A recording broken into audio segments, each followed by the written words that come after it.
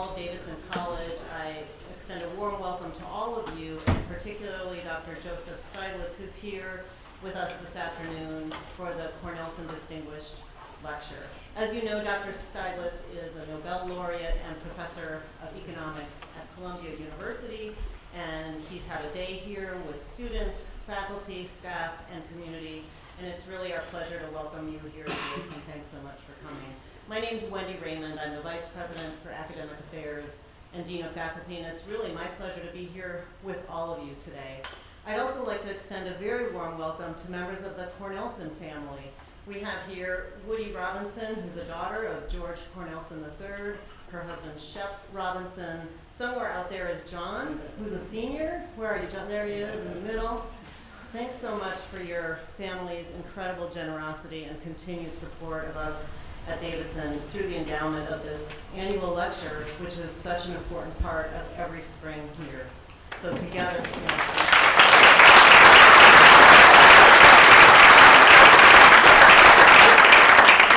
this room is also filled with our economics seniors and juniors and other economics students, and welcome to all of you and all of our guests today. Today, I look forward to hearing about Dr. Stiglitz's wisdom about the topics he's going to address us on, which his talk is entitled Capitalism, Inequality, and Globalization. 3 topics that millions of people, I think, have spent lots of years studying over the millennia. And I'm so appreciative that Dr. Stiglitz today will distill his ideas about their intersections and synergies into about an hour. I'd like to welcome my friend and colleague, Dr. Clark Ross, who is the Francis W. Johnson Professor of Economics, former chair of the Department of Economics, former Vice President for Academic Affairs and Dean of Faculty, to join me on the podium to introduce the Cornelson Lecture.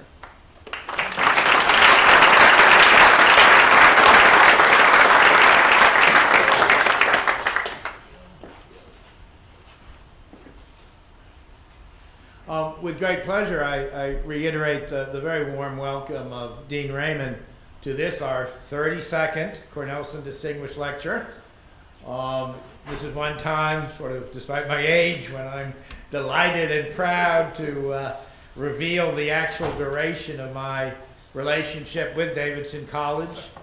For in the mid-1980s, Charlie Ratliff, who at 93 is still doing quite well, but is in Florida, who was our department chair.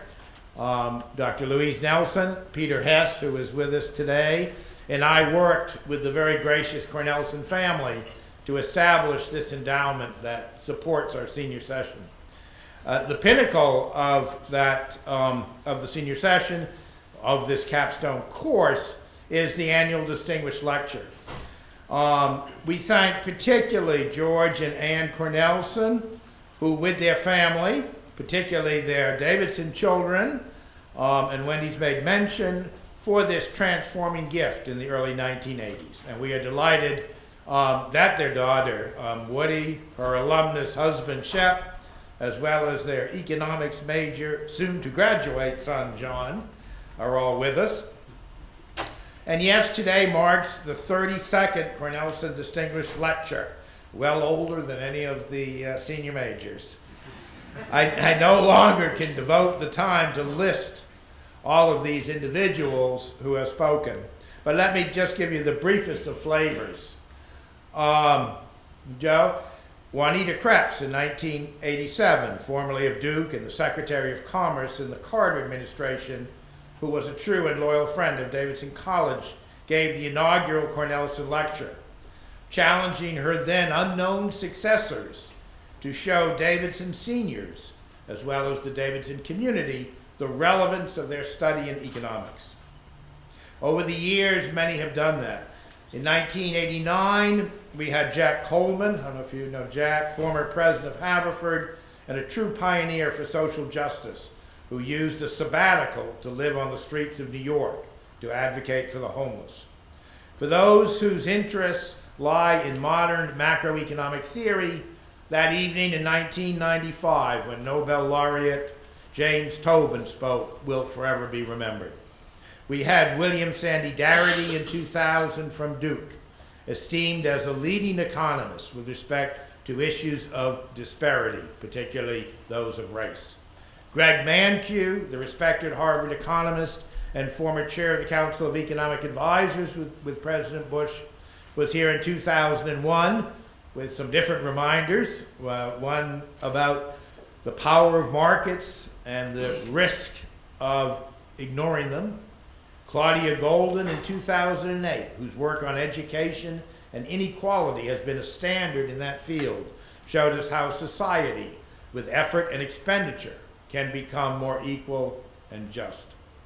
So I think I can say with pride that this Department of Economics has respected both the wishes and wills of the Cornelson family and that charge given us by Dr. Juanita Krebs in 1987 to use this distinguished lecture as a means to show our students how important is the work they have been studying.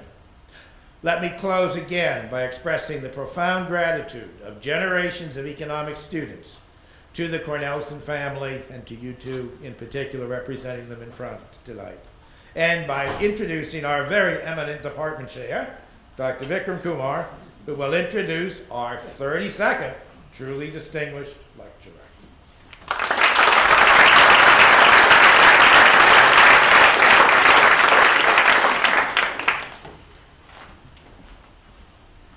Thank you. I'm Vikram Kumar. As Clark said, I'm chair of the economics department, and I join Dean Raymond and him in welcoming all of you here. It's just great to have you all here. We are delighted that Professor Joseph Stiglitz has agreed to deliver the Cornelson lecture. A very warm welcome to you, Joe. I think we're working him too hard today. And welcome Woody and Shep and John. As you can see, we are using the Cornelson gift very nicely. I can hardly meaningfully add to the remarks of my friend Clark Ross here. But what I can do, well, is to give a shout out to all the seniors who are sitting here. So if you'll raise your hands and get an applause.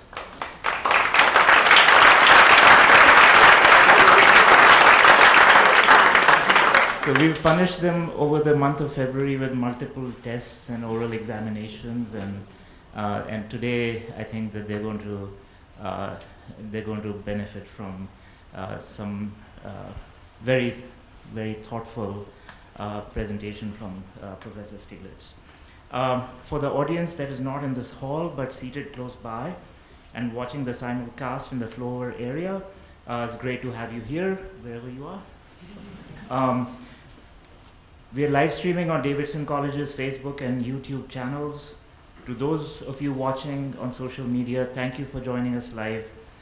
Please share this live stream and encourage others in your network to watch as well. After the live stream is over, the stream will remain available online on the Davidson College Facebook and YouTube channels as a recording. A program like this would not be possible without the dedication of many people to whom we are grateful. Named lecturers Ambassador Jenny Ingram managed all the details with poise and style. Thank you, Jenny. Thank you, Lasha Bejashvili and Alex Sizemore, Rachel Murdoch, Lisa Patterson, Jay Pfeiffer, Byron Miller for technical support, Nathan Hunarwada for social media and live stream, and to the staff of Davidson Village Inn for their hospitality. And finally, thank yous to Dean Raymond and in absentia to President Quillen, and to my wonderful colleagues in economics for your constant support. It is a very pleasant task and honor for me to introduce Professor Stiglitz. Joe Stiglitz earned a PhD from MIT after graduating from Amherst College, just burst onto the field of economics shortly thereafter, and has gone on to earn multiple honors and accolades as befits someone who has left a large and lasting imprint across the entire discipline. I'm unable to do justice to his contributions in this short introduction, not only because they are so seminal and so many, but also because his CV is 125 pages long. Seriously.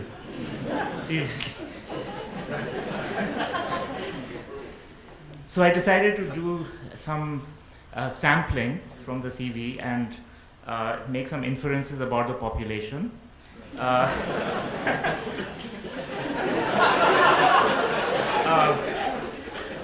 So I either estimated the number of publications per page and then multiplied that by the number of pages, or I counted the number of honorary degrees per vertical inch of paper and multiplied that by the number of inches of information, or used some similar sophisticated statistical technique.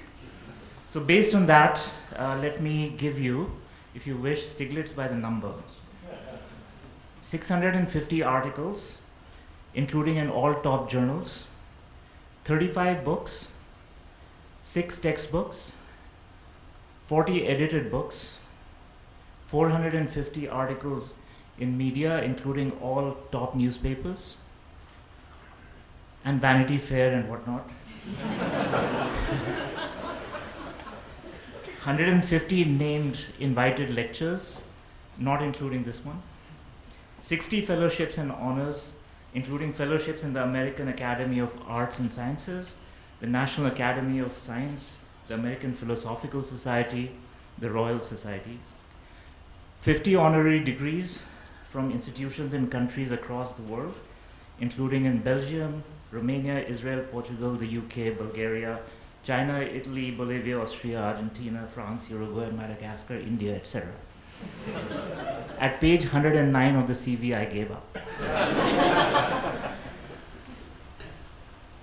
The American Economic Association selected him for the John Bates Clark Award, made, I quote, annually to the American economist under the age of 40, who is judged to have made the most significant contribution to economic thought and knowledge. This was in 1979. The AEA's website also notes that, and I quote, the Clark Medal brings notable professional benefits, and several winners have gone on to become Nobel laureates. In 2001, Joe Stiglitz was awarded the Nobel Prize in Economics for his analysis of markets with asymmetric information. Asymmetric information refers to a situation where agents on one side of the market know more than agents on the other side. So, for instance, borrowers know more about the capacities to repay loans than lenders do, and managers know more about the profitability of firms than shareholders do. Professor Stiglitz showed that with asymmetric information, markets just don't do a very good job of accomplishing the desired welfare outcomes. The problem of asymmetric information is pervasive, and with applications ranging from agricultural markets to financial markets. Indeed, his seminal ideas have launched the entire area of the economics of information, giving us key concepts such as moral hazard and adverse selection that are now common in textbooks and to an extent in the popular lexicon after the financial crisis. His work has significantly influenced the fields of development economics, trade theory, public finance, corporate finance, industrial organization, welfare economics, theories of income distribution, monetary theory, and macroeconomics broadly. As chairman of the Council of Economic Advisors for President Clinton, and thereafter as senior vice president and chief economist for the World Bank, Joe Stiglitz has helped guide economic policy that has had real effects on the lives of real people in the US and across the world. He has used his substantial intellectual capital to speak out against the prevailing orthodoxies of the day, including the Washington Consensus, the role played by certain multilateral institutions, and the juggernaut of globalization. In his writings, he has repeatedly raised his voice for social justice. Reading his Nobel blog tells me a lot about what really motivates Joe Stiglitz and why he, more than others, can speak honestly and with great intellectual authority on the subject of today's distinguished lecture. I will quote selectively from his blog, each one relating to globalization, inequality, and capitalism. So the first, in quotes, and this is from his blog. The intellectually most formative experiences occur during the 3 years 1960 to 63 I spent at Amherst College. Amherst is a liberal arts college committed to providing students with broad education. The notion that every educated person would have a mastery of at least the basic elements of humanities, sciences, and social sciences is a far cry from the specialized education that most students today receive, particularly in research universities. Well, we agree with that. The discussions of the encounters between different civilizations that was a major theme of our freshman history class helped shape my thinking about globalization more than 3 decades later. I felt I was in a better position to think about the current episode from a historical perspective and see it more through the eyes of the other side. And another quote. The most important paper to emerge from my thesis, The Distribution of Income and Wealth Among Individuals, received considerable attention at the time, but unfortunately, the topic has not been one which has received much attention from the economics profession, so that it has not generated as much follow-on research as I had hoped. But the subject of the causes and consequences of inequality has remained one of my abiding concerns, one which I pursued as I began to delve into the economics of information. And then finally, the major concern of my research on dynamics was the stability of the market economy. The subject was central to the ongoing debate concerning the efficiency of the capitalist economy. If stability and efficiency required that there existed markets that extended infinitely far into the future, and these markets clearly did not exist, what assurance do we have of the stability and efficiency of the capitalist system? Please welcome our 32nd Cornelson Distinguished Lecturer, Professor Joseph Stiglitz, speaking on the subject of capitalism, inequality, and wealth.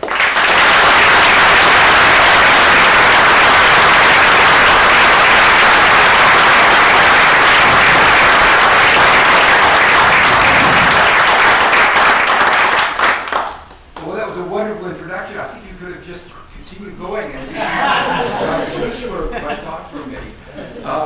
Maybe I should begin a little bit about my background and how I came to be interested in some of these subjects.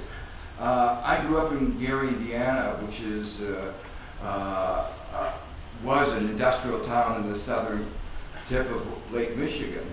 And as you'll see in some of the slides I'll present, this was a moment of the golden age of capitalism, but I didn't know that. I thought things were actually pretty terrible.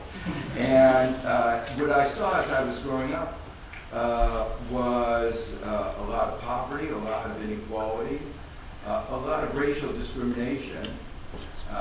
Episodically, my classmates didn't have any money because the economy was in another recession, and or they were in strike to get decent wages.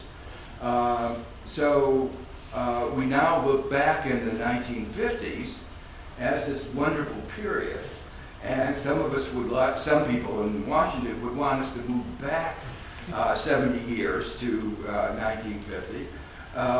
That would be a mistake. It wasn't so great if you were living through it. And it was that experience that as I went to Amherst College kept affecting me. And I was a physics major, and then finally I decided I couldn't go on thinking about physics. I always wondered what would have happened to me if I had been continuing my aspirations to be a theoretical physicist. But I became an economist, so there you have it. As Vikram mentioned, what motivated me to go into economics was inequality, poverty. This was also the period, the 1960s, of the Peace Corps. People were worried about, at that time, poverty in developing countries. And that was one of the subjects with which I was very, very concerned when I went to MIT. As Rick mentioned, I wrote the key chapter of my thesis was on the distribution of income and wealth among individuals, and it was a subject that was almost not talked at all at the time, or for the next 50 years. But eventually, if you're patient, the world will come around, and that I think is one of the lessons. Maybe I helped move it around. I mentioned Vanity Fair. I wrote an article in 2011 in Vanity Fair called "Of the 1%, For the 1%, and By the 1%," and that article went viral. So my recommendation to my students is, when I had written my original article out of my thesis in Econometrica, it didn't get the readership that Vanity Fair got. So I don't know what the implications for publications is, but probably Vanity Fair may be a better place than Econometrica for those of you who have a choice. So I'm going to try to give a few ideas on these very big topics. I'm not going to be able really to give you the definitive answer, but I hope I'll give you enough of a little clue about each of those that you'll have some understanding of how they are interplaying. So the outline of my talk is that I'm going to begin talking about the multiple ways in which the U.S. economy is not performing well for at least large parts of the economy.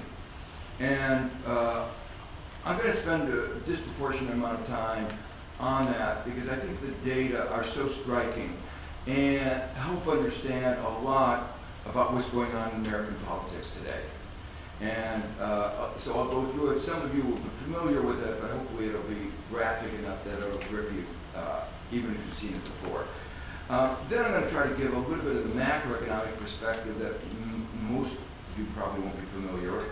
And then I'm going to try to argue that one, not the only one, but one of the important explanations for what is going on is an increase in market power, monopoly power in our economy. A very big deviation from the standard model that all of you were taught in your standard economics course, and maybe even taught in your micro and macro course. And I apologize for your having wasted so much time learning the wrong model, but that's part of the learning experience to realize that what you were taught was probably wrong. And then I'm going to spend a few minutes on a discussion of some alternative theories of trying to interpret what is going on. So here's some of the basic statistics. While the income at the top has been rising, the average income of the bottom 90%, we're not talking about the bottom 90% has been basically stagnant. Men have been having a particularly hard time. I should remind, it is still the case that there is massive discrimination against women. And so women of any education level get a much lower wage, but they've been doing relatively better, and the change in the structure of the economy going forward is very pro-woman, and men are going to have an even harder time. The inequality in the United States is greater than in any other advanced country, and has been increasing dramatically since 1980, the last third of the century. So here are just some data that illustrate these points. The line that looks like it's the horizontal axis is not the horizontal axis. It is the average income of the bottom 90% of America. I didn't play any games here of scaling. These are natural numbers. Is that clear? I mean, one of the things that you should have learned is how to lie with statistics. But these are just the numbers as they come out, and are striking that if you look at the numbers with a microscope, you can see that the bottom 90% have had some increase in income. But you need a microscope to see it. You don't need a microscope to see what's happened to the average income of the top 1%. You can see that that's done very well. And I'm sure all of you in this room aspire to be in that top 1%. And most of you probably will. But you should remember about that other 90%. It's not always been quite like this. This is data from called the World Wealth and Income Database that Piketty and his associates have put together. It's a real feat using what they call administrative data. We didn't have these kind of data before, but we now do. And what you see there is that inequality reached a peak right before the Great Depression, then came down, and then you see that the low period was that golden age that I didn't know about, that I was living through in the 50s, 60s, and then it went on until around 1980, and then you see it again soar very rapidly. What this graph helps illustrate is that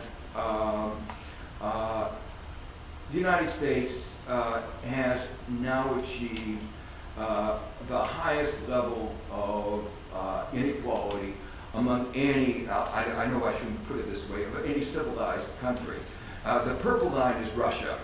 And these are oil, petro countries, and they're always, these oil, natural resource countries often have very high levels of inequality. Developing countries, for other reasons, have high levels of inequality. But among the advanced countries, the United States has the highest level.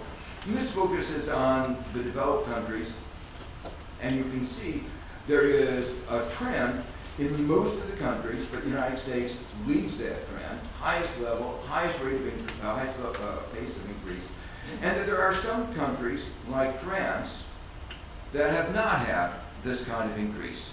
I'll come back to that because with access, it's not just economic forces. Laws of supply and demand are applying to all the countries. It's not like they passed a law and said economic laws don't apply in our country.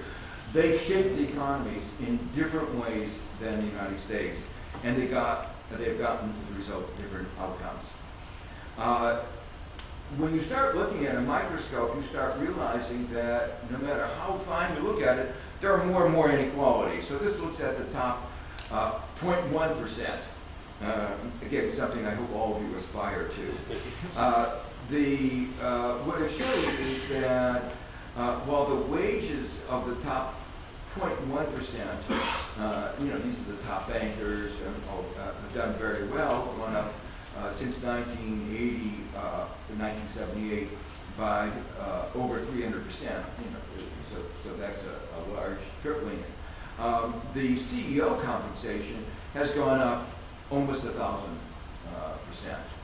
And this is a distinctly American phenomenon, unrelated to productivity of the managers, unrelated to anything other than market power within the boardroom in the United States being different from other countries, different systems of norms, different systems of corporate governance. Now, there was an idea that trickle-down economics at one time, you give enough money at the top and everybody will benefit. And so don't worry about distribution of income. And some economists, like Bob Lucas, have argued very forcefully that of all the topics that are most invidious, poisonous to talk about, inequality is one. And I think that's wrong. But the idea of trickle-down economics is that the economy grows, that the people at the top grow, everybody will benefit. I wish it were true because the top has done so well, and if it were true, everybody else would be doing very well. But the figure I began with, showing what's happened to the bottom, the average income of the bottom 90%, shows it's not true. Now, if you watched some of the Trump rallies last year, they were characterized disproportionately by men, and often were angry men. And one of the reasons for that is that the median income of a full-time male worker is at the same level that it was more than 40 years ago. Median means half above, half below. And remember, these are the full-time male workers, so these are the lucky ones. These are the ones who are lucky enough to get a full-time job. A lot of the people who have been displaced by deindustrialization can't get a full-time job. So of the lucky ones, if you're lucky enough to get a full-time job, your income today, this median, is the same as it was 42 years ago.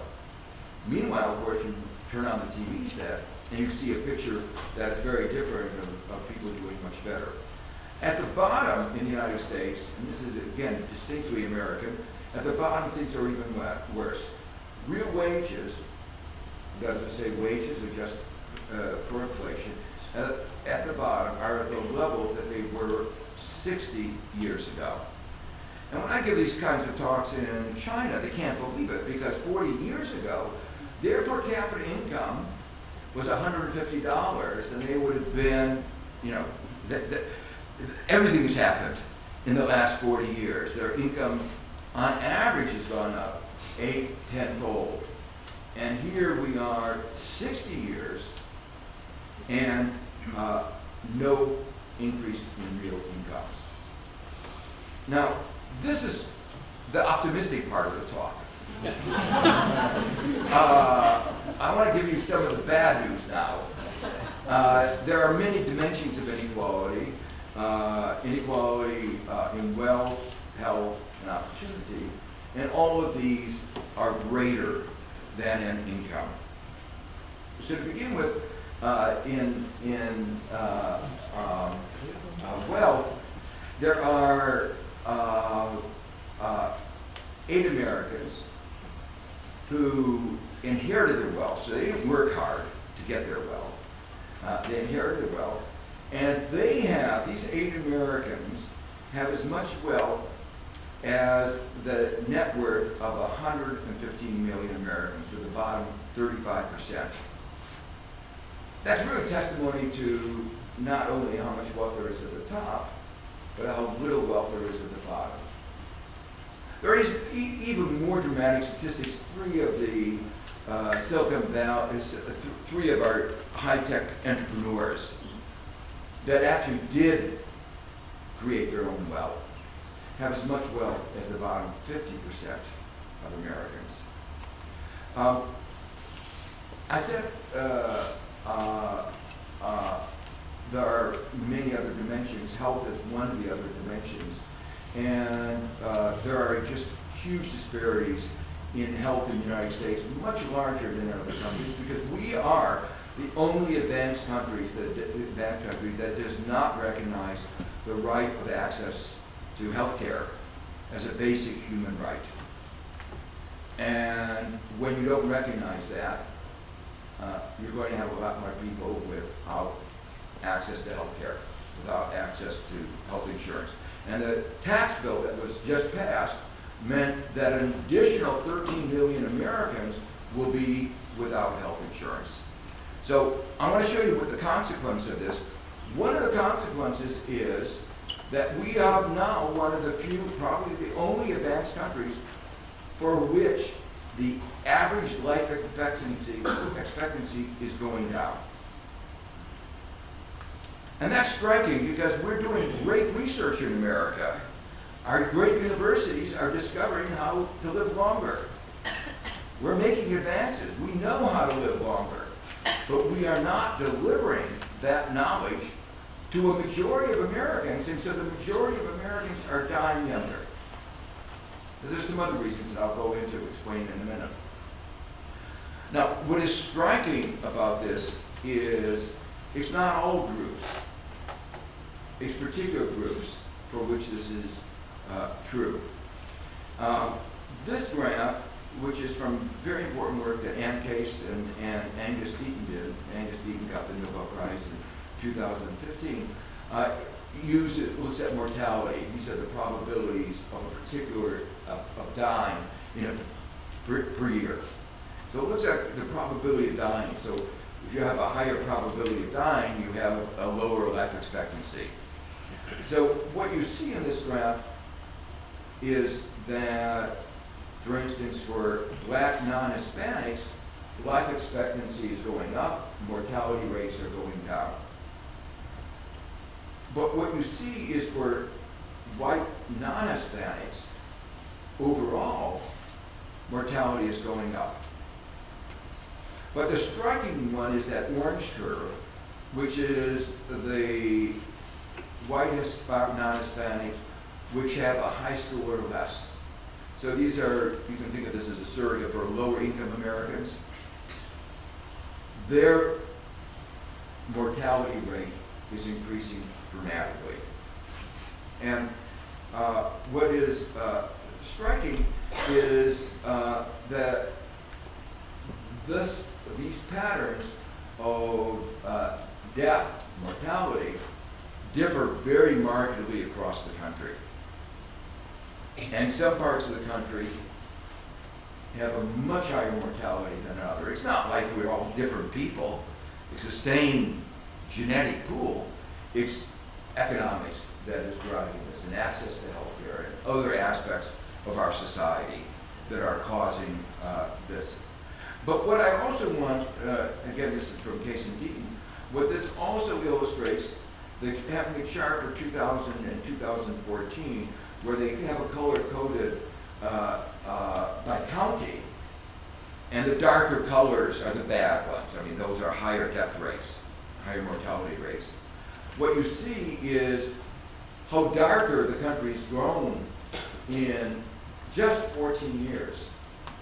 And what you see is that parts of the country, in particular towards the south, are performing much worse than other parts of the country. One of the reasons for the higher death rate, but only one of the reasons, is again what Case and Deaton call deaths of despair. People have given up on life. The only time I ever saw anything like this was when I was chief economist at the World Bank, and this was in the period after the end of communism in the Soviet Union, and their society completely fell apart. Social services fell apart. I mean, everything. It was total disorganization. We had data that GDP was falling rapidly. We had data that it was down by about a third. But we couldn't believe it. I mean, this is, it was unbelievable data. So when we got data on life expectancy, which is much, the demographic data tends to be more accurate, different sources, and show that life expectancy was down by 2 years among males in Russia. We had a sense that our economic data was in fact correct, that what we saw as a dissolution of society was actually occurring and was having real life effects. And this is what you see, was apparent. This is data from 2017, but the data already by 2015, it was already apparent that this was going on. And so what this orange curve shows you, the rapid increase in mortality from drug, alcohol, and suicide for both men and women, and disproportionately men in ages 50 to 54.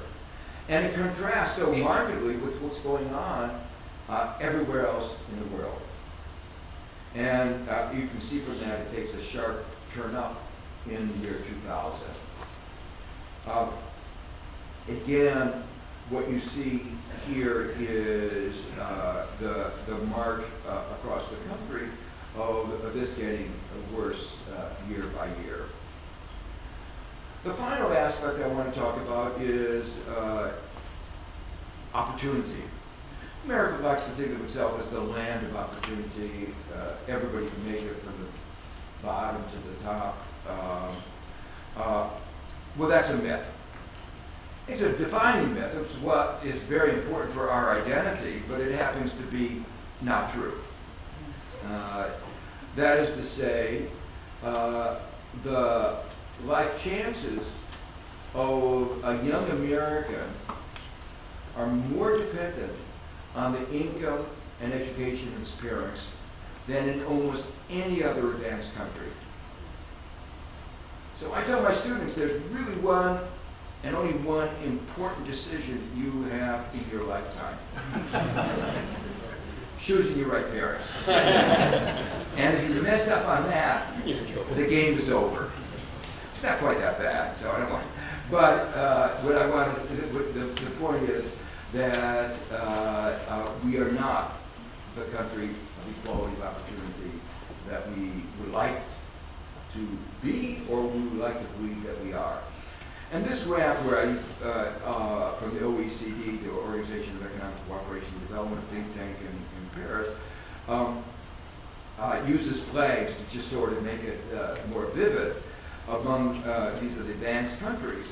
And what you see there is on the horizontal axis, on the vertical axis. On the vertical axis is the standard measure of inequality, the Gini coefficient, and the horizontal axis is a measure of equality of opportunity, which is the cross-generational earnings mobility, the relationship between your income and that of your parents. Okay? And what you see up there, two things are striking about that. Countries with higher inequality have less equality of opportunity. And it's almost obvious when you have a lot of inequality, people are going to give more advantage to their children. And that's going to translate then into less equality of opportunity. I mean, it's natural, but it has profound implications for society. The second thing that you can see is that there are very big differences across countries, reinforcing the point that I made before, that inequality and equality of opportunity are not a consequence of economic laws. They're not the result of the laws of nature, they are the result of the laws of man. It's how we shape our society. And some countries have succeeded in shaping their societies in ways that lead to low levels of inequality and high levels of equality of opportunity. And I should also point out that these countries have high growth rates. The countries that with low inequality have just as high or higher growth rates as the United States and higher living standards, and the standard ways of measuring those living standards. So up on the left-hand side, you see US and UK, the Anglo-American model, with high levels of inequality and low levels of opportunity. And down on the other side, you have Norway, Finland, the Scandinavian countries, and Canada. Canada is an important example because it shows on the same continent, people are really very similar to us, have organized their society in a slightly different way, still a market economy, but they've changed some of the rules of the game, they've changed some of the healthcare system, they've changed some of the things in ways, in fact, and you should know, in a way that leads to much more equality and equality of opportunity.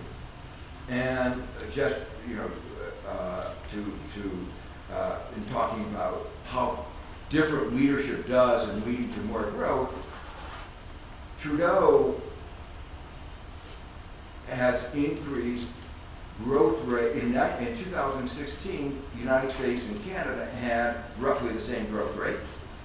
And the increase in growth under Trudeau in Canada was 2 to 3 times that in the United States. So some people say if you want to think about the difference in leadership, you can see it in comparing Canada and the United States. You can see the same pattern that we saw in the problems of health, the problems of deaths of despair, and in the patterns of intergenerational mobility across counties in the United States. And so again, you see parts of the country which have the lowest life life expectancy are also the highest mortality are also the countries with the counties in the United States with the least equality of opportunity. Just to spend a few moments on global perspectives, I mentioned before that the U.S. has more inequality than other advanced countries, but one of the things is that not all countries have been experiencing an increase in inequality. Some have actually maintained, have avoided an increase in inequality, and some have actually decreased the level of inequality. So this looks across countries, all the advanced countries, and the blue shows the level of inequality in the mid-80s, and the orange in 2015. And what's very striking is the United States has had the highest level of inequality back in mid-80s, but now has had the largest increase and is now unambiguously the champion. So America does things bigger and better than other countries, including inequality.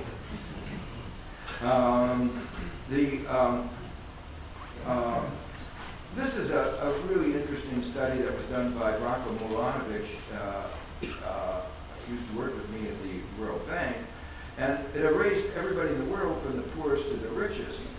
It doesn't it uses the log scale, so you don't see, it's not quite stretches things out. The point is that there are two groups in the world that have done very well. The upper 1%, upper 1/10, and upper 1/100 of 1%. A lot of billionaires in America and India and China, they've all done very well. And the other group that's done very well are the rising emerging middle class in emerging markets in India, China, even in Africa. Two groups that have done very poorly are subsistence countries, Africa in particular. Our agricultural policies have really hurt these countries, which depend very heavily on agriculture. And the other group that has done very, very badly are the middle classes in Europe and America. So that's the group you see way down at the bottom. These are the percentage increase over the period 2016 to from 1980 to 2016. They've done very badly. So these are the people that you would naturally think of as disgruntled. Just a couple more statistics, and then I want to go on to try to explain what's going on. The Oxfam does an interesting report on global inequality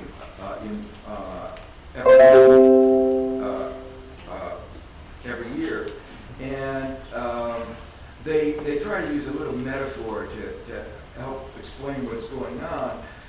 They ask how big of a bus would it take to have as much wealth as the bottom 50%, the bottom 3.8 billion people.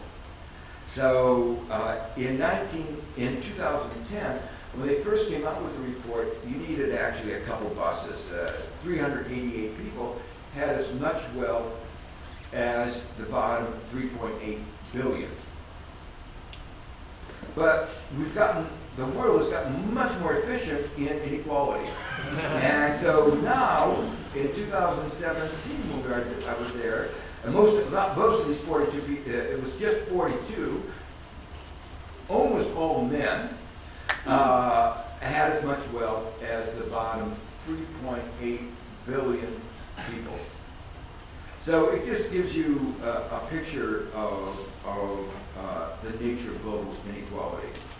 So now we try to understand what's going on. First, I want to talk about the macro picture. From macroeconomics, what we do is we look at the various the capital, labor, and everything else, which are rents. And so we want to know, if the share of labor goes down, it's almost inevitable that inequality is going to go up. Because most people just have labor. Wealth is very concentrated. As I just said, 42 people have as much wealth as the bottom 3.8 billion. So if the share of labor goes down, there's going to be more inequality.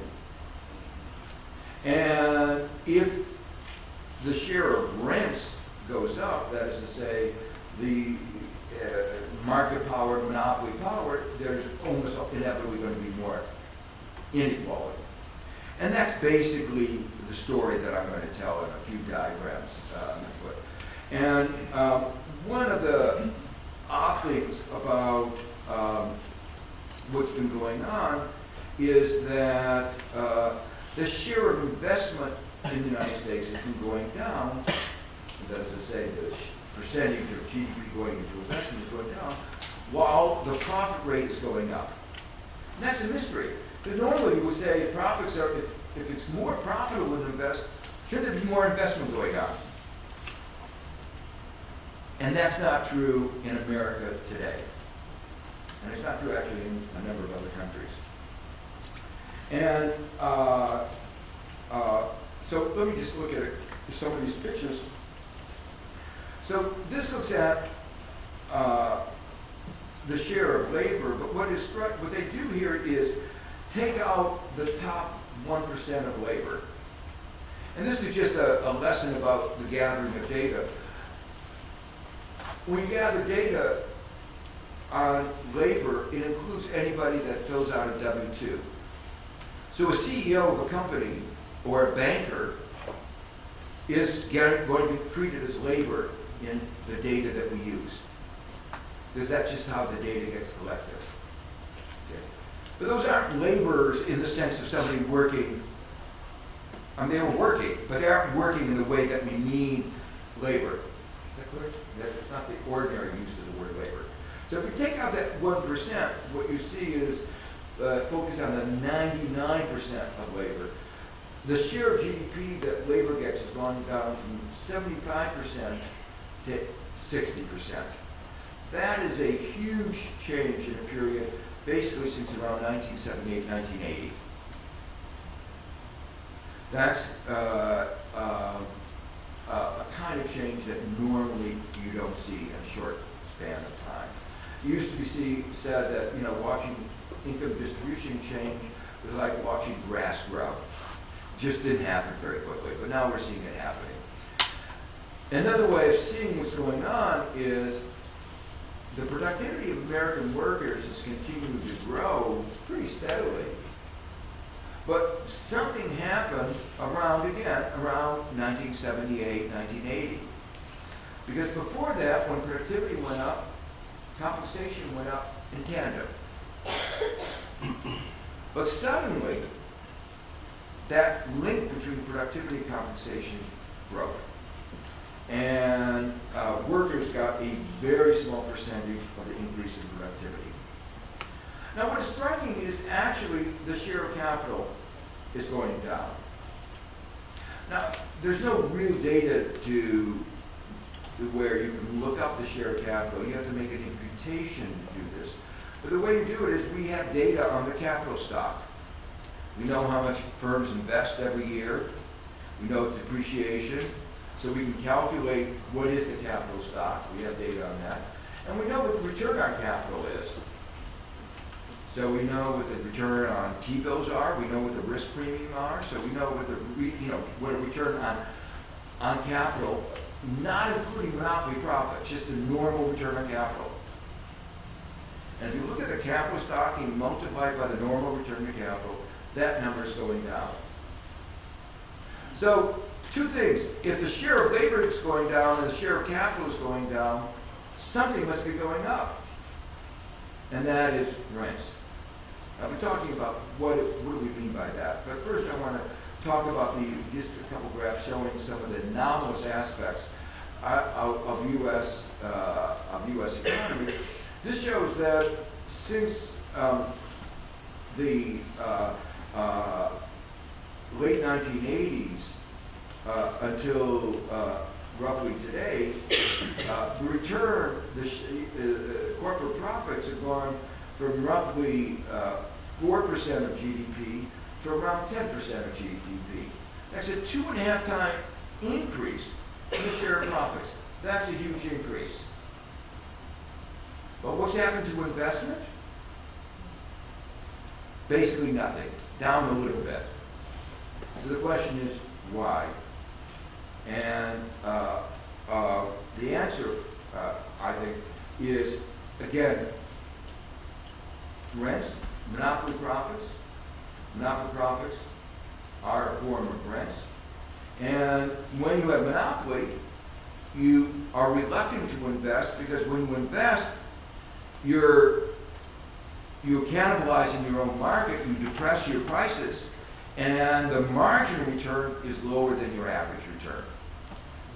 So that you don't want to increase too much, because that will kill your own market.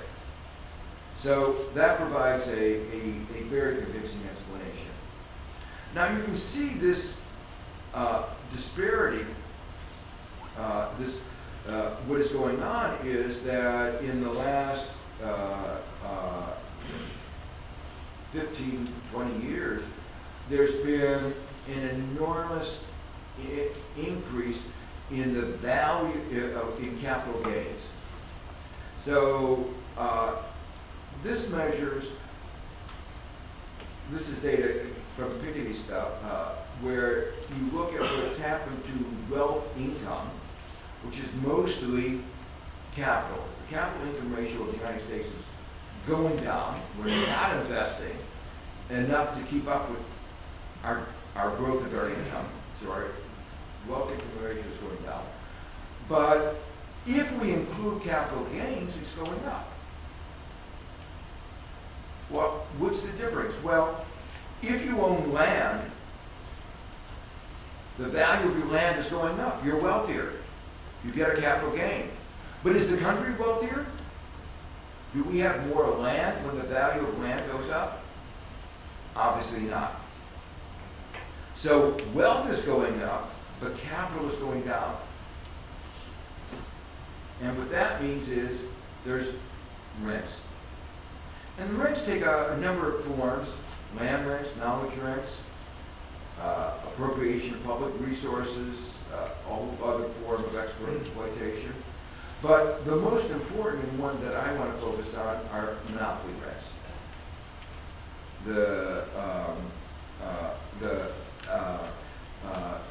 And when you take those monopoly rents and you capitalize them, that is the capital gain that you see on the stock market. And so the value of these corporations is much higher than the value of the capital stock. There's a gap between the value of the corporation and the value of the capital stock. And what's that difference? It's the value of their monopoly power, what they can extract from their position of having market domination. So what is of concern is that that kind of increase in wealth that we saw in the previous graph doesn't lead to an increase in well-being. It doesn't lead to an increase in productivity in the economy. In fact, as you saw, the capital stock is actually going down. More monopoly power means the economy is less efficient. It's distorting the economy. And so what we have is that the result of this increase in monopoly power is that we have the owners of the corporations are better off. We get more inequality, but we actually get an overall more poorly performing economy. There are many pieces of evidence of this increase in monopoly power. There are a lot of econometric studies that have been trying to get at this, so this is not just my work, it's a whole research agenda of many scholars. And it shows up in increased concentration in many sectors of the economy. If you start thinking about sector after sector, you realize we're getting concentration in airlines, in health insurance, in sector after sector that there has been in banking. There's been increased market concentration really in sector after sector. And that increased market power gets reflected in high rates of return, high markups, and it's consistent with the pattern I said of high rates of return with low levels of investment. So one of the consequences of this is that there is a weaker overall economy. One of the things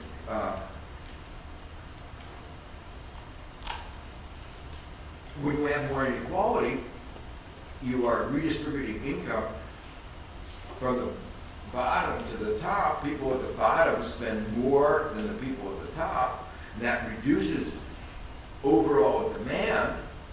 And if you're going to keep demand high, you have to have some countervailing measures. One of the things that we've resorted to on a number of occasions is creating a bubble. We create a tech bubble, we create a housing bubble. Who knows what's the next bubble we're going to create? It works in supporting the economy for a while. And we know that it's only temporary until it leads to a crisis. It also distorts the economy, discourages investment, it creates barriers for entry, leading to a less dynamic economy. One of the striking things, I don't think I included the figure here, no. One of the striking things is, if you look across different countries, there are data now in what percentage of the firms are new firms and firms run by young people. So we think of startups, and they attract our mind. But statistically, the question is, what fraction of firms are actually new firms? Turns out the U.S. is much poorer than many other advanced countries, including, for instance, Korea. So we think of ourselves as a dynamic economy. The statistics say actually we used to be, but we no longer are. And one of the other things that happens is if you can hold rent capital, as I call it, whether it's land rents or monopoly rents, you don't have to create more real capital. And so the decline in real capital that I showed for relative to income is a consequence. It's not an artifact, it's a consequence of this increase in monopoly power in rents.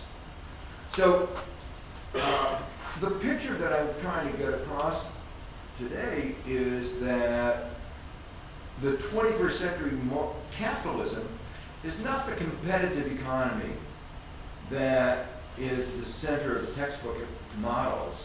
We've become very different, and it shows up in many, many ways, in inequality and in all the statistics, or the macro picture of our economy. And one of the implications of this is that curbing monopoly power would lead to a more efficient and more dynamic economy with less inequality. And this is a one aspect, but an important one, of a fundamental change in the way today economists look at inequality. 50 years ago, Arthur Oken, who was chair of the Council of Economic Advisors under President Johnson, wrote a very famous book called The Big Trade-Off. And he said, if you want to get rid of inequality, you're going to have to accept lower growth or lower income. And the reason he was thinking about that is the only way to do it was to have more progressive tax, and that would have disincentive effects. That was what he's doing in his mind. But now we understand that when inequality gets as extreme as it is now in the United States, remember when he was writing it, he didn't have that extreme inequality. Today we do. When inequality gets in the extreme that it does, it has really profound effects on our society. And those profound effects mean that our economy actually performs more poorly. And that was why the book I wrote a number of years ago was called The Price of Inequality. What I wanted to say is it's not a trade-off. We are paying a very high price for the inequality that we have. We have to pay a high price, I argue, there for our democracy, for our society, but also for our economy. I want to make clear that this is not a left-wing view. Some people say I'm a left-wing economist. I don't think so. I call myself a center economist. Everybody else is over on the right.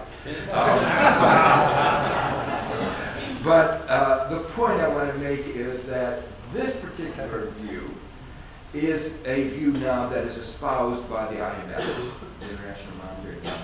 And those of you who know the International Monetary Fund know it is not a left-wing organization. It is the center of finance and the establishment. And they've come, the evidence is just so strong that you can't ignore it. And the IMF has really made this idea that if you want to, you know, I asked the head of the IMF, you know, once, why are you making such a big deal of this? And he said, well, our mandate is to promote economic growth and stability. And we now, the evidence is overwhelming. You have, promoting economic growth and stability means you have to have a more equal society, a more equal economy. So it's an important idea to try to keep in mind. Let me just very quickly talk about some general comments and some alternative theories. Some of these are complementary. They're not, when I say monopoly, power is an important ingredient. I want to emphasize it's not the only one. But there are some theories that I think do not carry very much weight. They have a little weight, but not very much. One of there are a number of theories that try to work within the standard competitive paradigm and say, use the competitive model to understand the growth of inequality. One of them was skill buys technical change. The technical change has occurred in such a way as to increase the demand for skilled worker at the expense of unskilled workers. Some truth to that. But remember the figure that I showed before of here, that is the average of workers, skilled and unskilled mixed together. So what has happened is not just the relative of skilled versus unskilled, what's happening to all workers.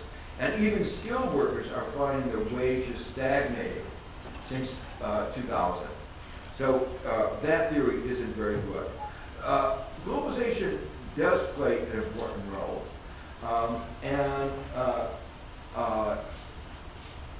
One of the important misrepresentations were those who said that globalization would make everybody better off by itself, without countervailing measures.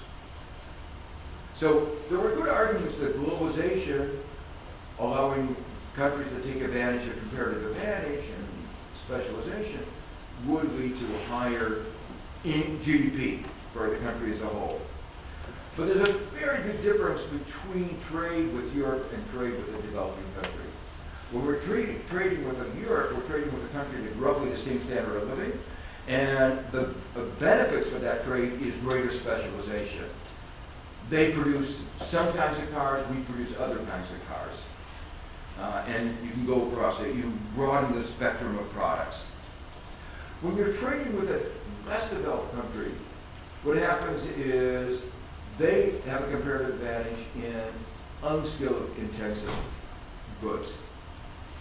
And what that means is they produce more unskilled intensive goods and we produce few unskilled intensive goods. And what does that mean? That means demand for unskilled labor goes down. And that means wages of unskilled laborers go down. And this has been well known for 50 years, 60 years. So how one could argue that free trade with China, for instance, would benefit everybody in the absence of actions to offset the lower wages was a lie. It was part of a corporate agenda that liked getting lower wages. And one of the problems was that would have been bad enough, but then we had investment agreements inside our trade agreements. And what these investment agreements did in a very peculiar way gave more property rights to American firms if they invested abroad than if they invested at home. And so we effectively, through our trade agreements, were encouraging firms to move abroad. And that had a further effect. It meant that workers realized their bargaining power was lower. Because if they said, I want a higher wage, they say, oh, too bad, I can get better property rights in Mexico or somewhere else, and lower wages. And then I can bring the goods in free. So the distributive effects were not really taken on board. And so globalization did play a very important role. The societies I showed before that have had more equality and less and more equality of opportunity, they understood all this. They understood this perfectly. And they were committed to real democracy. And they said, if we're going to keep an open economy, if we're going to keep an economy which is open to technical change and globalization, we have to make sure that most of our citizens benefit. And that was why they instituted the policies that worked. It was their commitment as a democracy and say, if we don't do this, we will get an anti-globalization backlash. And somehow America didn't understand this. And that's why we are where we are today. Let me just conclude, because I know we won't have time for questions. So one of the thrusts of what I'm trying to say is inequality is the result of our policies. Different countries took different policies. They wrote the rules of globalization differently. They had different competition laws, corporate governance laws, bankruptcy laws, labor laws. What happened is we restructured the market economy beginning in the late 70s, 1980, in ways which disadvantaged workers, advantaged CEOs, and the result is the dysfunctional economy that we have today. So there's a clear policy agenda, which is you can't go back to the past. Let me make that clear. You can't rerun history. And you can't say, we're going to go back to the 1950s. Even if you could, you wouldn't want to. But you can't do that. But what you can do are understand what were the laws that got us where we are. Let's rewrite those. And for instance, on market power, we could have better enforcement. We need new standards. Those of you who are involved in antitrust know we have the very Supreme Court decisions about predatory pricing that were just wrong based on Chicago school economics, that markets are naturally competitive. Europe has a different standard, what they call abuse of market power. In the United States, if you acquire monopoly power legitimately, you can do anything. So that's why the company, I don't remember, Valiant raised the price of a drug 1,000%. That was not against the law. We allow that. In Europe, it would be against the law. It should have been against the law. And if you look at, there are dozens of cases like that. But our competition laws, as they have evolved since they were first put in, allow that to occur. So we need to remember why we have competition laws. They were enacted more for protecting our democracy than for protecting our economy. Because they realized that if you have too unequal an economy, you are not going to have an effective democracy. And unfortunately, over the succeeding 100 years, the competition laws got taken over by economists. And rather than political scientists or people who were worried about broader societal concerns, and they got taken over by Chicago economists. And they got narrower and narrower, and until we have the laws today that don't work at all. So America is unusual among advanced countries in the high level of inequality and low level of equality of opportunity. And I believe our economy and our society is paying a high cost for this. And what I'm trying to do is to say that there are actually multiple explanations. monopoly power is one important one. Globalization is another one. The way we shaped it, not inevitable. Scandinavian countries are very open, very globalized, but they manage globalization in a different way. And the final point I want to leave you is that we can achieve a better performing economy with greater equality if we once again rewrite the rules of the American economy, including the rules of globalization. Thank you.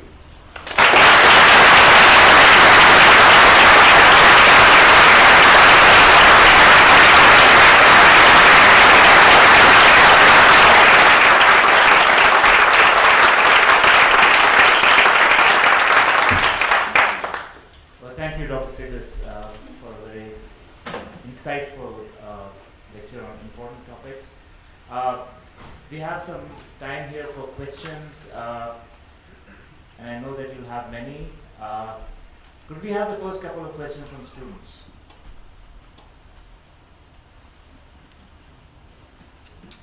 You've never been this shy when I'm teaching. I've been so clear.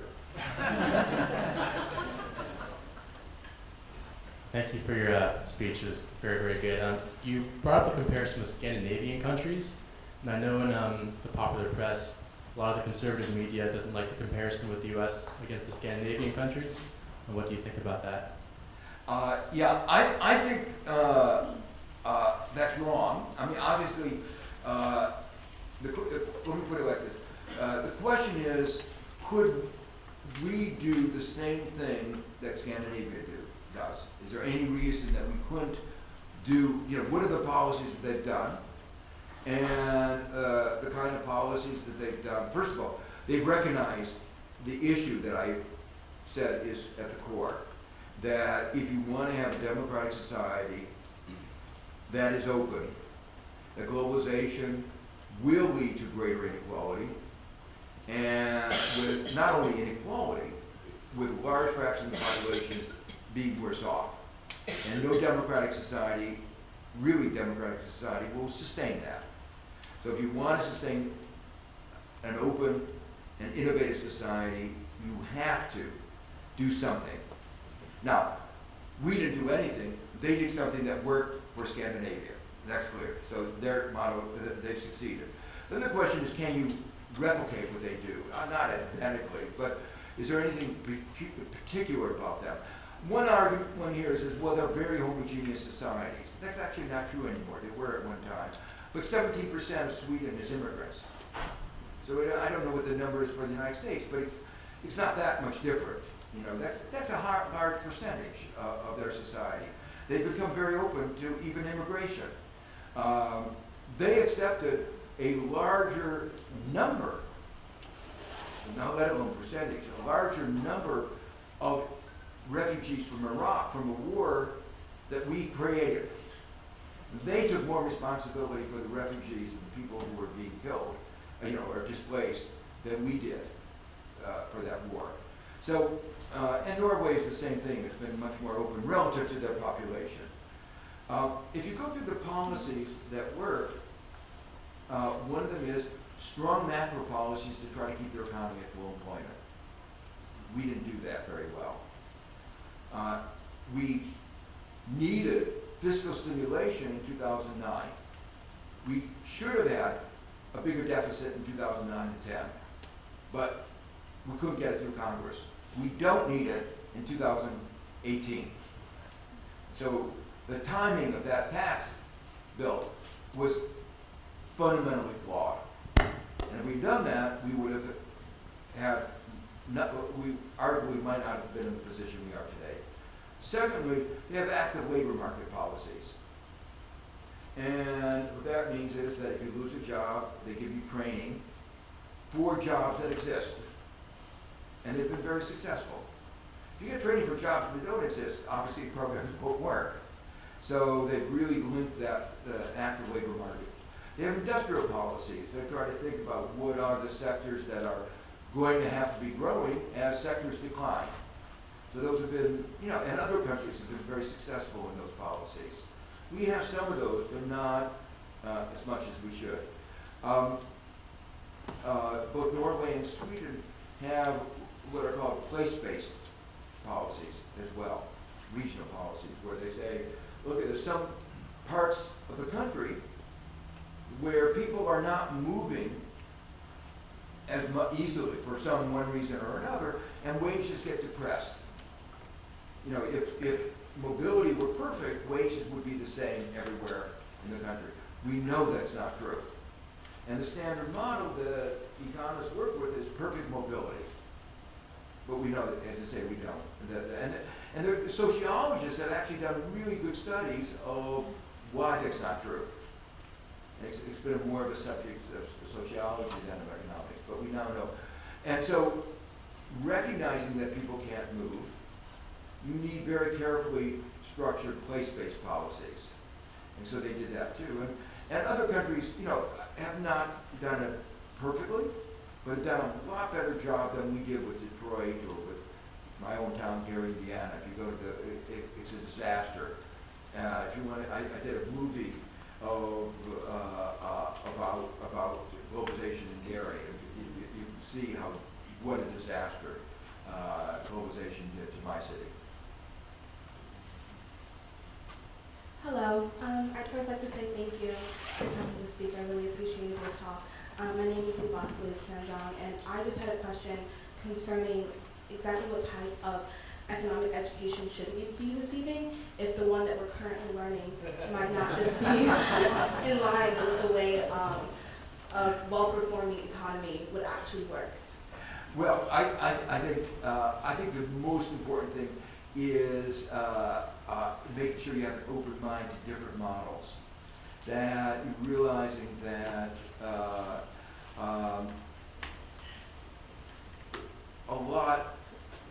unfortunately, a lot of what economics, economics is not like physics, where we know the laws of gravity and we can all agree about the laws of gravity. Not everybody agrees with me on everything. And so I would even encourage in my university that people hear other views of the economy. But I think that, so what I think is, you have to learn about supply and demand, you have to learn about asymmetric information, moral hazard, adverse selection. But you should be suspect when you have a model that says the economy is efficient. And you look around and you say, all these inefficiencies, why would we be building shoddy homes in the middle of the Nevada desert in the years before the 2008 crisis? No, that was massive waste of resources that we did.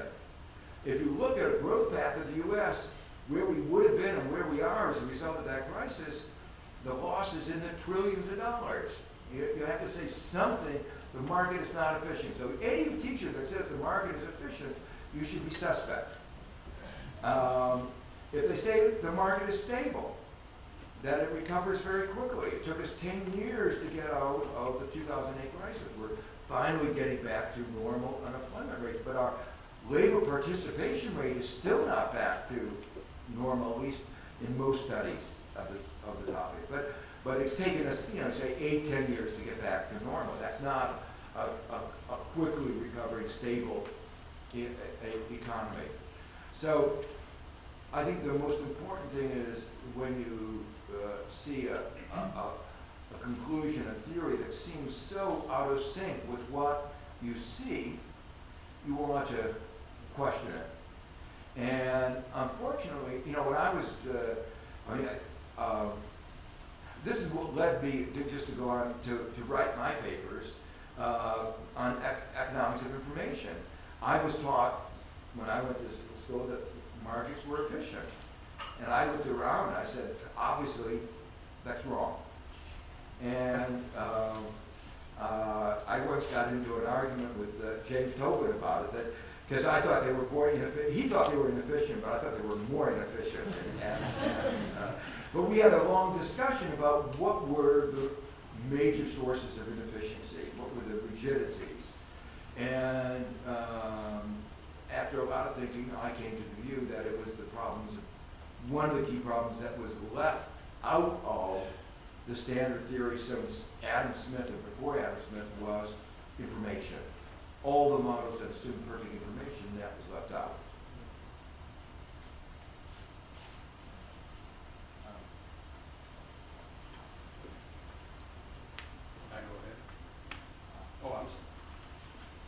So you were talking about how, in some way, globalization has reduced the bargaining power of laborers in a way.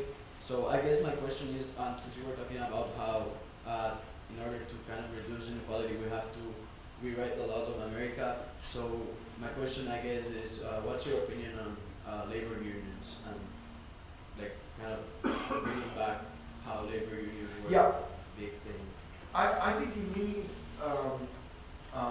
stronger unions. And one of the things that happened was we can collective bargaining greatly, and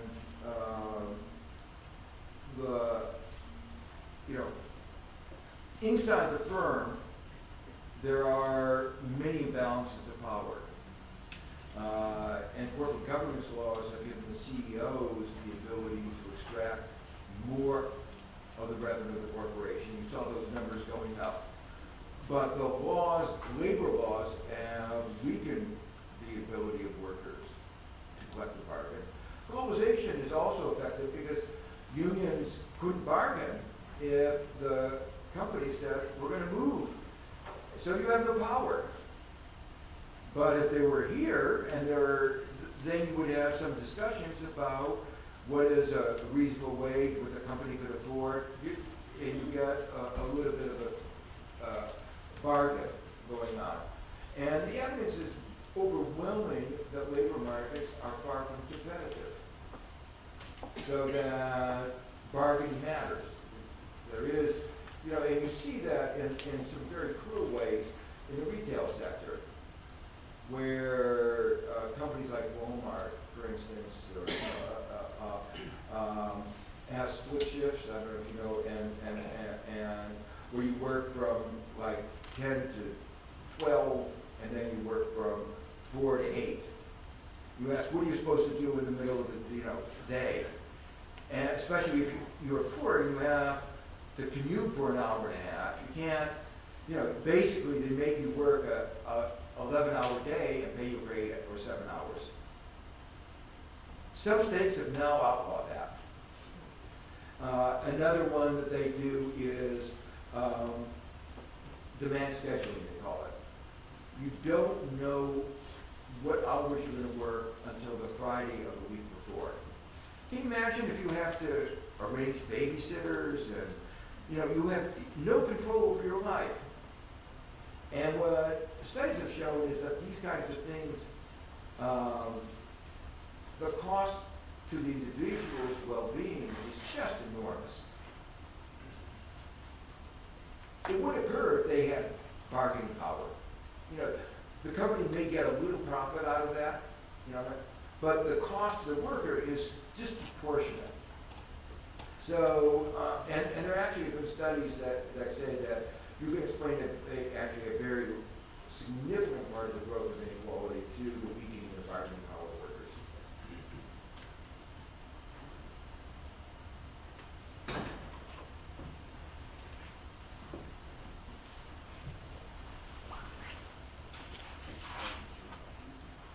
I'm not a student, in case you hadn't guessed that.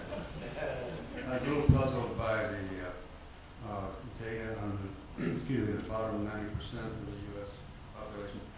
Because if you look at the Census Bureau's household incomes, they do it by quintiles.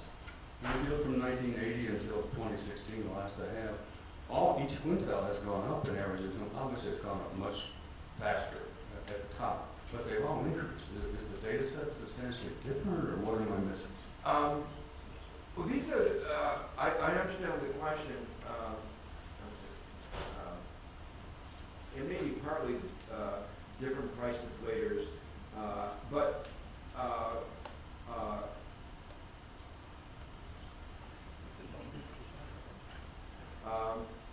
You were this is not that's what it is. Yeah, it's the. No, I was referring to the flat line that you had. Yeah, that's the flat. Oh, right there. Yeah, it's there. Sorry. I thought it was an axis. It looks like the axis, and it does go up. Let me say, I did say, if you go with a microscope, you can see it going up. Yeah, but if you look at the data sets must be different, because if you look at the Census Bureau, for example, the top quintile obviously goes to most rapidly. But even the lower two, the bottom two, or the second and third quintiles, grow about 15 to 20%. Median. By their data, research. What? By the Census Bureau's data is what I'm talking about. The median income adjusted for inflation of household income has actually been stagnant for the last 25 years, 20 years. Well, I'm sorry, we're talking about different data sets. Yeah, maybe that's, but, and I don't want to make a very big deal about this. What I want is, even if you use the other data sets, I looked at a box of data sets, they all have a picture of, so the bottom line might have been going up a little bit, but you have to scale it down. The reason that that's so low is the disparity of income between the top and the average is so low that you can't see it move. So there is, as I said, there is an increase there, just relative to the scale that I've used here, which is the natural numbers. That is hard to detect. I see that in the graph. What I'm saying is I think it's a different data set. No, that may be. Yeah. Just a quick word about that exact axis. I think what's happening is that the axis there is in euros, not in percent. And the numbers you're talking about are in percent. So the idea is that the number that's on the axis is very close to like 0 GDP euros. And even if there's a substantial increase in percent terms, because it's starting at a 0, it's going to be a fairly small magnitude shift. So I think the census data you're talking about is going to have percentage on the vertical axis. Well, I would plot the actual percentage. But if you look at the themselves, they will go up to 2018. I hate to interrupt a lively exchange. There is a question here. In the interest of full disclosure, lest you accuse me of nepotism, this is my wife. But can I just say one more thing? This other data, the basic pattern that we're talking about shows up in every one of these data sets. And this is from the census. The 90% one don't, I really disagree. So this is like from the Census Bureau, and that shows that the median income of male workers is the same as it was 42 years ago. Which should be different from households, but I'm Yeah. not percentage. And this is the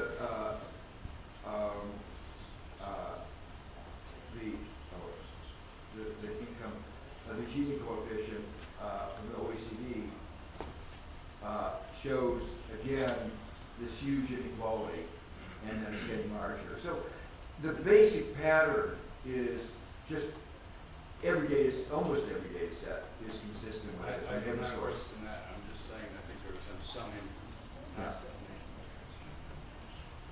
Hi, thanks. Hi, Dr. Stiglitz. So as a practicing neurologist, I feel like a major stumbling block of providing healthcare as a right in this country is the expectations of the American people. So I have this perception of the American psyche as a group that want everything done at all costs. And for example, an MS patient in Canada only has the choice of one drug to start on. In this country, there's no less than 10, and every one that comes out costs more and more. In Britain, there's a common Alzheimer's generic medication that is not given because the data doesn't really show that it affects outcomes. And in this country, not only do we give that, but we give another drug. And today I saw a patient with advanced severe Alzheimer's, so severe that he can't speak and walk, and he, in the last 4 months, has had 2 MRI scans and a PET scan. So with this American psyche, and I see it across incomes. This isn't something in my practice where I see that well-to-do people demand it faster. That's true. people of lower incomes are more patient, but everybody wants everything done, and they cannot believe that everything can't be done.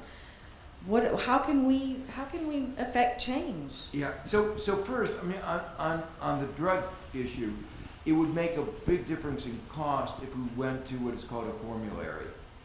So Australia and some other countries have these, where what you do is you have a list of drugs that are cost effective, and doctors can prescribe other drugs, but they have to give an argument that there is a reason that the other drug is better than the one on the formulary.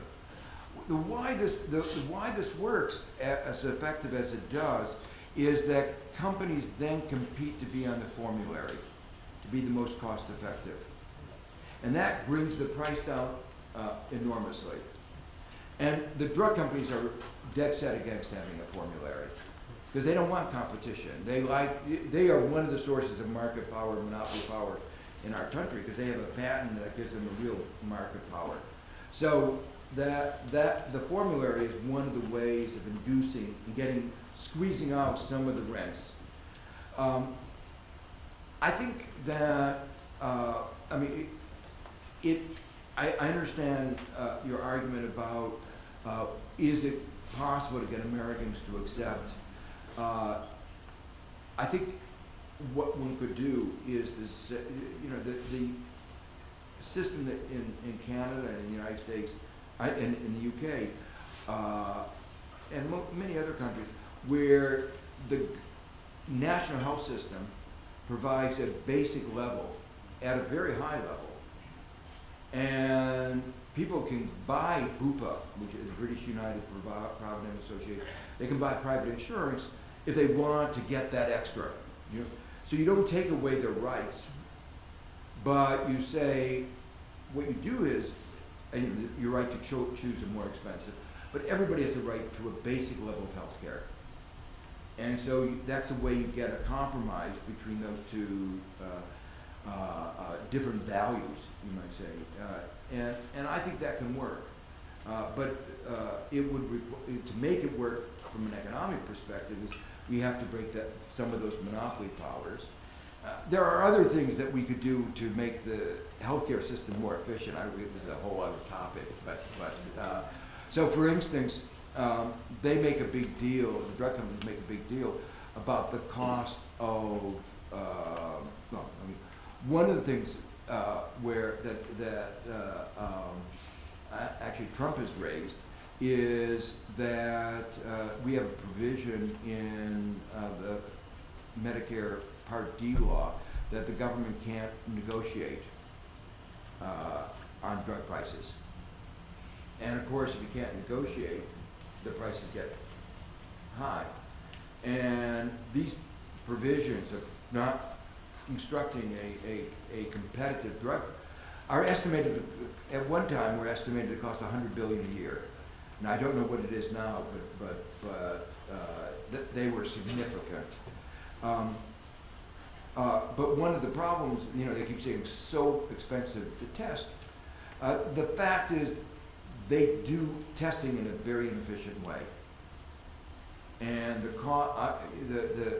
the way we do our testing is rife with the conflict of interest, which came out very clearly in a case of Merck testing Vioxx, because the company doing the testing has an incentive to make sure that it passes the test.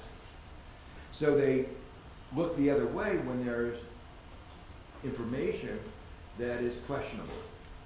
And sometimes they get caught, and that was what happened with Merck and Vioxx. And unfortunately, some people died because of that. But it would make much more sense to have an independent tester, and that would bring down the cost of bringing drugs to market. So there are lots of changes in the way we organize our healthcare sector that I think would make it economically more viable. And what's striking about our healthcare sector is we spend 17% of GDP on health, and our health outcomes, and say France spends 11%. France's GDP is much per capita is lower than ours. So we're spending I'd say enormously more than France, and health outcomes in the United States are much worse than France. You can't but believe that there's a better way of delivering. But see, I think, another one of the market failures that we really should concentrate on is in the healthcare thing. It deals with a lot of the processes more than the drugs, because the incentive system is so misaligned with the payments. Because Andrea has every incentive to prescribe a process or a test that's asked by these patients or their families to avoid the possibility of any illegality. Those families, not in general, particularly Medicare, paying, have every incentive to ask for it. Yeah. And so it's not the drug issue that is killing Medicare as much as the processes. Because Medicare doesn't really pay for that much drugs. Well, as I say, I think it's a whole combination of things. Yeah. I think it is the drug that's taking about 1% of GDP, but it's also, as I say, the processes. Each of these contributes to a very inefficient healthcare system. One of the things is we also don't do preventive care because of the way we structure it. And when you don't do preventive care, you wind up with much higher cost in the end. So we'll continue to look for the right medicine for capitalism, inequality, and globalization. Thank you very much, Dr. Stiglitz. Thank you everyone for coming.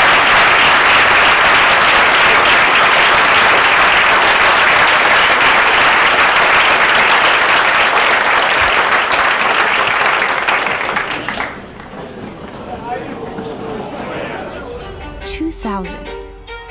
We're 2,000 who take shots on the national stage and then to those in need, and build education systems and bracket algorithms and drench the food deserts, flip the lectures, save the swamps, and study Blackbeard's booty with a 3D X-ray, and biomechanics, atom mechanics, borders, bulbs, and bees, and inspire better ways, stronger people, and new ideas relentlessly. Because at Davidson College, we don't just prepare for the world, we prepare to make it better.